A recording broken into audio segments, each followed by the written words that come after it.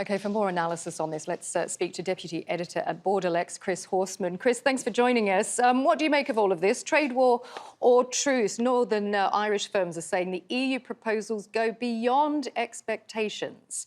But are we still heading for a showdown between the EU and the British government on this? We quite possibly are, yes. I think that the key thing really is the European Court of Justice. This is a big political issue on the UK side. The European Commission really didn't mention it at all, as you mentioned in the film just now.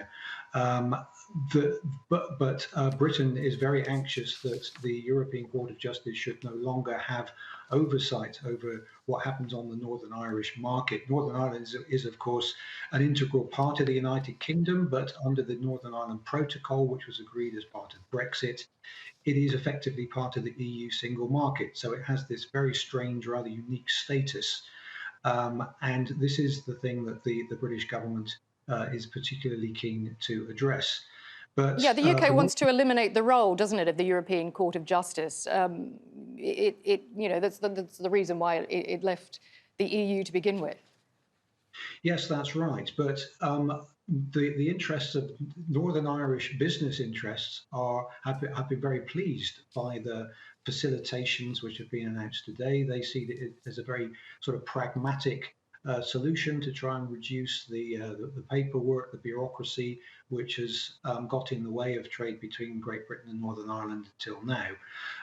And so, they've welcomed the proposals. They are proposals, and the Commission went out of its way to say that it was happy to negotiate with the UK. So it's not a take it or leave it, but certainly the Court of Justice element of this will make it tricky, the negotiations that are lying ahead for the next few weeks.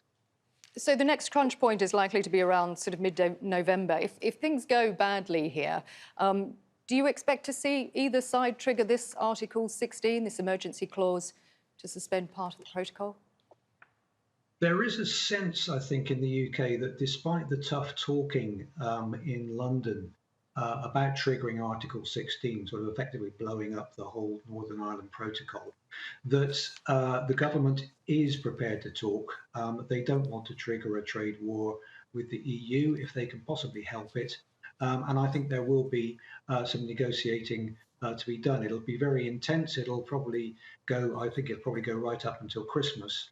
But there is, the Commission has held out a quite substantial olive branch to the UK, and I don't think the UK can turn its back on it without alienating people within the UK itself. So the scene is now set for some pretty intensive negotiations, and it remains to be seen, exactly where those negotiations end up. But I think it's probably more likely that we will get a deal than that the UK will sort of walk away from the protocol, and the trade war will break out. That's what seems most likely this evening. I mean, you mentioned the tough talk. Is the UK playing brinkmanship here? I mean, it appears to outsiders looking in here that the EU is offering these concessions.